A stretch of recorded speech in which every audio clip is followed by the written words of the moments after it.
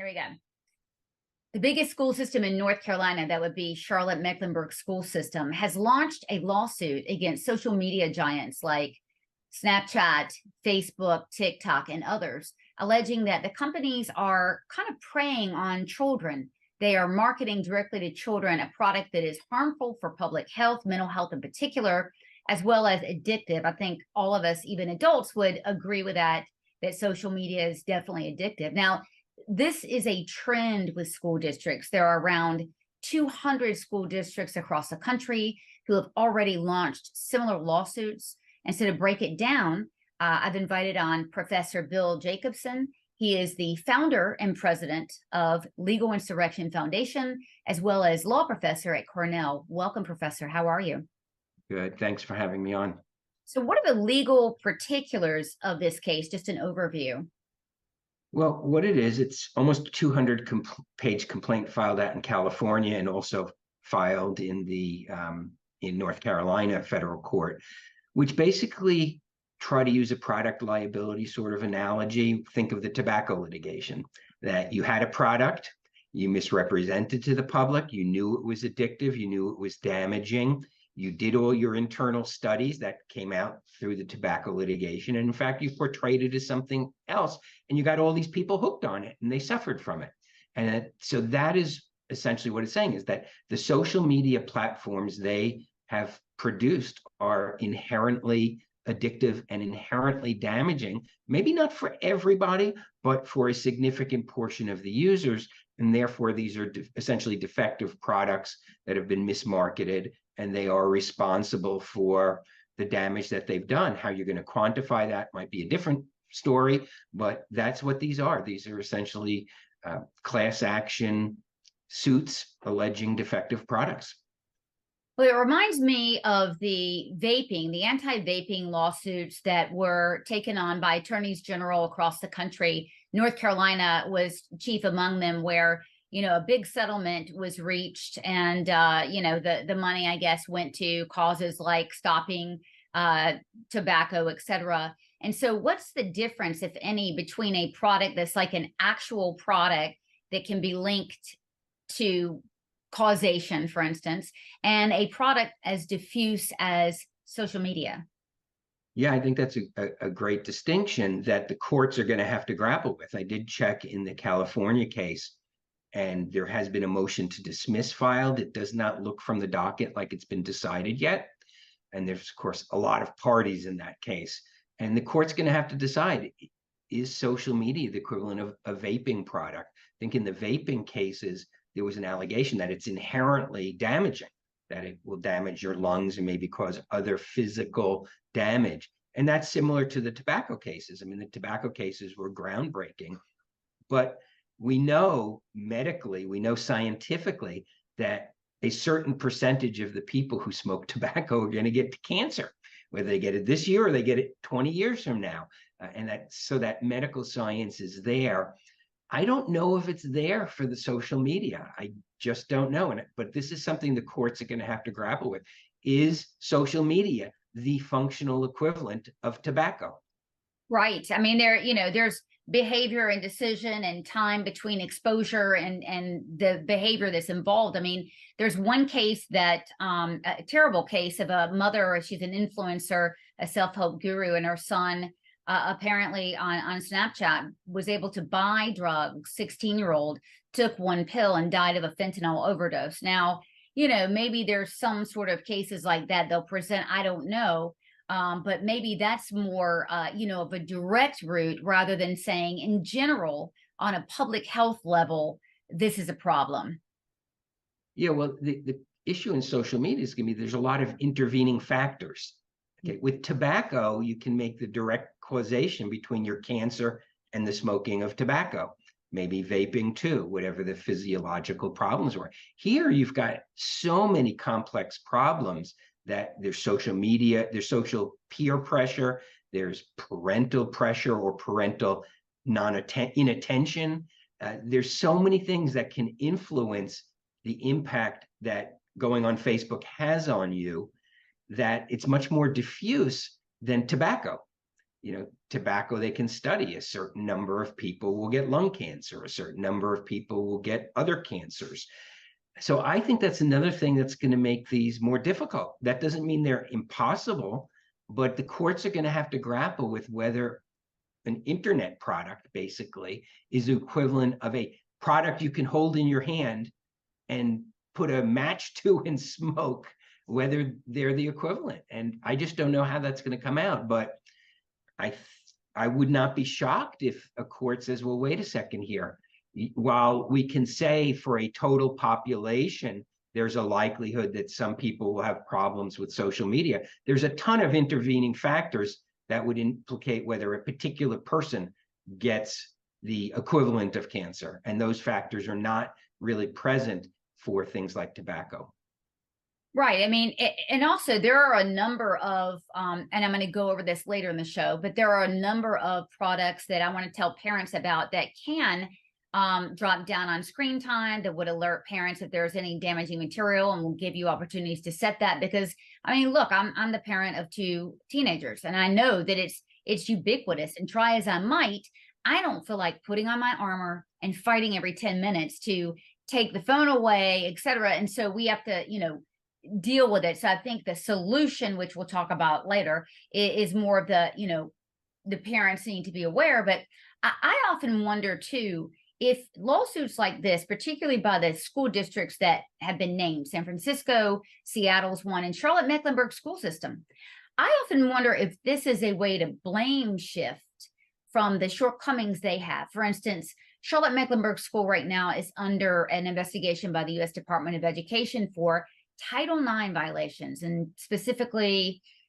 failing to report rapes on campus, not penalizing sexual harassment claims or investigating them properly. There's been a huge uptick in violence, and we know that having a very corrosive, hostile environment also causes mental health problems. Yeah, that's why I say it's those sort of factors I would expect would be part of a defense if the lawsuit moves forward, is that there's so many different factors that you can't draw the direct causation from going on Facebook to engaging in self-harm or something like that. So I just think there's so many factors. It's going to be an issue they're going to have to confront as the lawsuit moves forward. The other question I have in my own mind, and these are very good lawyers representing the plaintiffs. I mean, these are tort lawyers who've done big cases. Okay, so I think they probably know what they're doing, but just reading it, it strikes me that why are the school districts suing here? Why are they the ones who have so-called legal standing to sue on behalf of the people in their community? So that's another thing. Why these plaintiffs? Why the Charlotte-Mecklenburg School District? Why not a parent in the school district? It just, so that's also curious to me. But again, these are mass tort lawyers who've done this a lot in other contexts. They probably thought that through. And if there's 200 plus districts that are suing, they probably think they have a good argument why the school district.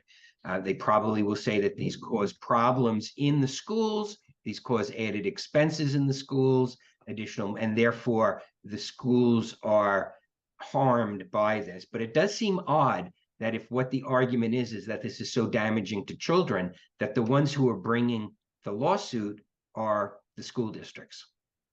Right. I mean, if there are damages awarded, where would that go? Would it be dispersed? I mean, it's a school board. So would it go back into the district? Would it go towards rehabilitation programs? Would it go to the victims? I mean, we don't know, and that's what makes it, in my mind, if you're having a pecuniary interest, if they're alleging that for the social media giants, you could come right back and say, well, that's the school boards, because they just want the money in their district as well.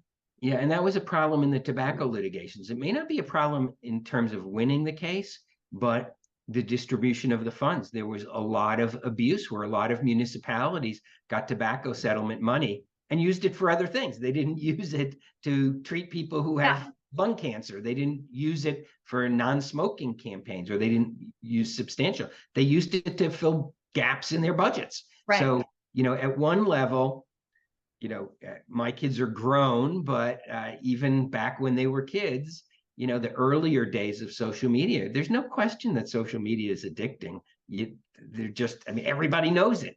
Okay. The question is it, there are a lot of things that may be addicting, but doesn't necessarily give you a legal right to sue over it. I mean, sugar is incredibly addicting. Your sugar craving, can you sue the sugar companies? Maybe it's been tried. I just don't know the answer. But my point is, just because something can be addicting, so was TV. Before the internet, the kids used to be addicted to the cartoons on TV. Do we sue the networks? Where does it stop? And I think, again, tobacco is different because it's a product. It's something that you have a direct harm. Nobody, I think I'm safe in saying this, nobody gets healthier from smoking tobacco. How damaging it is might be a different thing, but nobody gets healthier from it.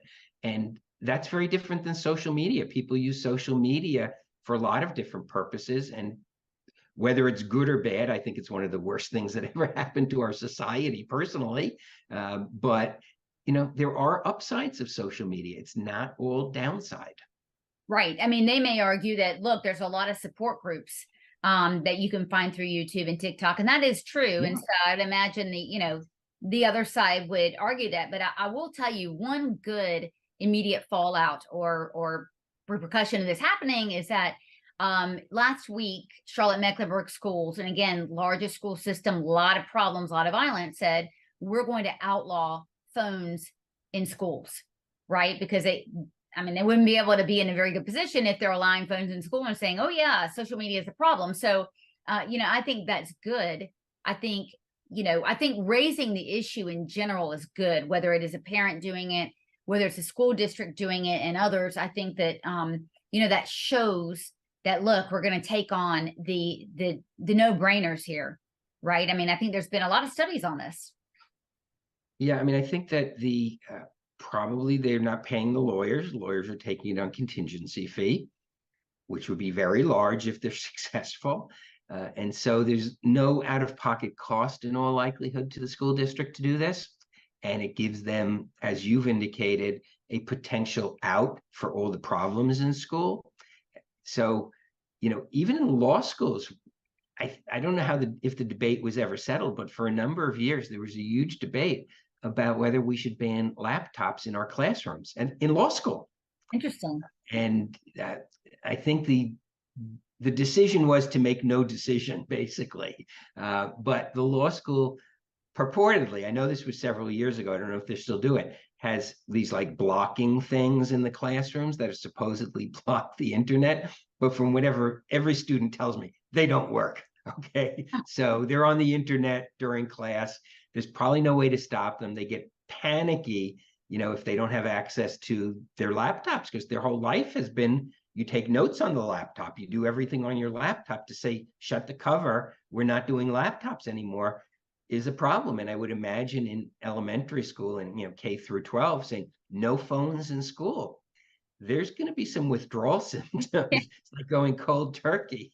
You may need to hire a whole bunch of mental health professionals, not to deal with the internet addiction, but to deal with the cutting people off from the thing they're addicted to. So this is a real problem. Like I said, I think social media is one of the worst things that ever happened to our society. I don't think people are worse nowadays than they were before the internet at all, but the internet and social media has given them an ability to find other worse people and get together and do bad things and to reach out and touch you. So rather than just whispering rumors about you in the schoolyard, they now can, spread things far and wide. It's very destructive, but it's here. It's not going away. I do think, though, the social media companies, from everything I've read, do tweak their algorithms to make them more addictive. And maybe if the one thing that came out of this was not just money for school districts, but forcing the companies to stop playing mind games with our kids, okay? And stop manipulating the kids through algorithms and artificial intelligence, and make your platform available, and whatever happens, happens, but don't manipulate people. And we all know they manipulate us tremendously. Oh, yeah. Well, whether it's in the realm of politics for the adult side or even, gender ideology on the other side. I remember reading something that in China, and other countries, when you look on TikTok, there is absolutely zero of this promoting of gender ideology, et cetera, and the trans community and glorifying it. Only in America. Now, I don't know if that's true. I remember hearing that. If true, I find that very interesting, and it proves your point that it's almost like tailor-made destruction of an entire generation, if that's true. Yeah, I read the same thing, that TikTok, I think it was in particular, Yeah. what they see and how they manipulate it in China versus the rest of the world is very different. And I think that it is a very destructive force in our society. TikTok seems like the crack cocaine of the internet. Yeah. And so the rest of the hard drugs and narcotics are bad enough, but Yeah. I've never used TikTok myself. I won't put it on my phone because it's basically spyware. Yeah. But you see replays of TikTok elsewhere, and it does seem to be the crack cocaine of the internet, that people just get this high from being TikTok personalities, more so than they did about being Twitter personalities or YouTube personalities. There's something about it, the way it's structured. But from what I've read, that's not the way it's done in China. Well, there's been a rash of suicides from young TikTok, in particular, influencers. So, adding to what you're saying, that seems to be addictive, whether or not, people opt in, people opt in with certain mental conditions already or not. That would be an interesting study to figure out. But I do know that, at least this will have an airing, a full airing. Perhaps news of this, the development as the case goes along, would, I don't know, open people's eyes to what's going on and just get it top of mind, because parents are so busy right now. I mean, and a lot of people, especially in this economy, parents, single parents, whatever, they're just trying to hold on by their fingernails just to not be fired or laid off this week. And the last thing that they worry about or think about is potentially the most dangerous thing in their child's life. Yeah, well, I have grandchildren who are approaching the age, and they're not there yet, when this is going to become an issue. And hopefully there will be mechanisms in place to avoid that generation. I feel kind of like my generation was between, we didn't really have the internet like my kids did, but we weren't, didn't have those problems. We had other problems, but not those problems.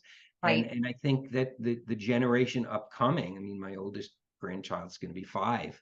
And so, in 3 or 4 or 5 years, her parents are going to have to make that decision about what access do you give the kid a phone. I certainly would say no, not at 7 or 8 or 9 or 10. No, we see them all the time. Yeah. But those are the decisions. And I agree with you. It's very hard to control, because then they go to a friend's house and they use it there. And how much can you really block the internet for little kids? It's tough. It's tough. But part of the solution is to get the social media companies to stop manipulating us.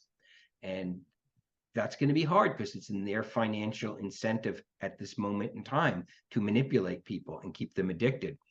If they get held liable in court, maybe that financial incentive won't be there anymore.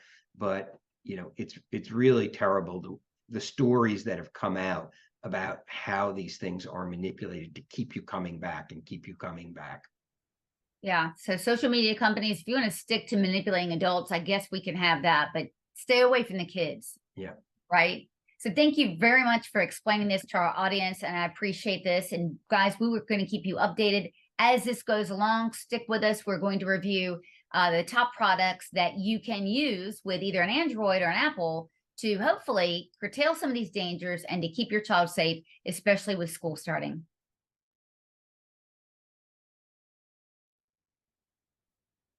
Well, there's no doubt that social media does not work for teens' mental health, in particular girls. There's a lot of research that has come out. In fact, a recent study that shows that the social contagion of all this gender bending nonsense and the trans and the non-binary stuff happens to come from TikTok in particular, but other social media chat rooms. And how are we finding this out? Well, detransitioners, big time detransitioners, are telling us, hey, the place where I interfaced with the most media that meant the most to me, or was as, kind of changed my mind about being a trans or egged me on into it, was social media. And studies have shown that the more time that teens spend behind screens or scrolling on their social media, the more depressed and the more dissatisfied they are with their life. Kind of makes sense. And I'm sure during the lockdowns, this was really exacerbated, where there was a lot of boredom, parents had to work, teens really felt they had no other alternative and kind of turned to social media. So decisions about what your kids need to hear and see, really, I mean, I think we can all agree with this, should not be coming from Silicon Valley. They do not have our best interest in mind. But if you're like me and you have been really publicly flogged until you got your child a iPhone or a cell phone because they're 14 or 15 and all their friends have it, there are a couple of products, I haven't tried any of them, and I'm not sponsored by any of them, I just want to tell you about them, that seem to address problems that we had from bad content to too much screen time. One of them is called Aura. Okay. And what it says is it's got all these little social media icons down here, you can see. Okay. And it says it's going to manage your child's online activity. It's got parental controls. And what it's going to do, it says it's going to monitor content and block sites. So if you already know that there's, 10 sites, if you're like me and you're definitely going to block Disney, it will apparently allow you to do that. Limit screen time. That's a big one for us. And so we do like an hour of screen time during the week and, 2 hours on the weekends, something like that. Pause the internet. If you want to ground your kid, this is a big one for us. We want to take the phone away from our kid, maybe if they've not picked up their socks or whatever, right? But we don't want the inconvenience of not having a phone for when we need to pick them up after practice. So it looks to me like you're able to kind of restrict the internet so you can still have calling abilities. That is a product that ranked really high. Here's another one. It's called Bark, B-A-R-K. I'm going to put this up right here. So it's another, looks like it's a similar product. In fact, the websites look kind of the same. They say that they protect from new dangers for the new generation. So again, you can monitor the content, screen time, block websites, and you can track location. So, if your kids are going on field trips or, church outings, whatever, and you're like me and you like to see where they are just so you can go to sleep at night, right? This looks like a great monitoring tool. Again, I've not tried any of these. What I want you guys to do is, number one, share this video, because I think it's just really important to have this stuff at the top of mind. And number two, we need to come together and share what are the best products, which one worked well, which one was a ripoff, whatever, so that we can spread the information across the community. And I want to leave you with this. There are a lot of moms, unfortunately, like this, but I just wanted to show you Laura Berman's story. This is the mom who is fighting against social media companies, namely Snapchat, for what she believes is no controls over the social media giants, no controls. And her husband, or excuse me, her son, took one pill from someone they bought something off of on Snapchat in 2021 and had a fatal overdose. This is a mom who's was very involved with her teenage son.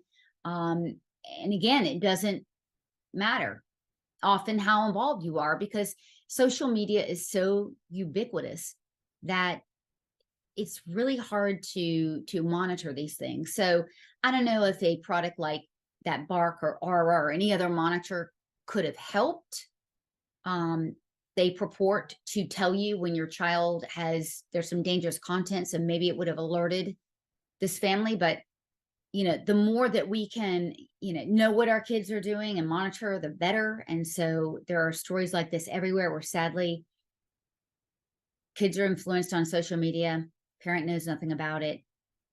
something catastrophic happened. So I hope this this podcast has been particularly helpful to you guys. I ask that you share it with 10 people, 10 parents, whatever, just so that they can see what's going on, and maybe they can take their long overdue steps they need to help make their child safer.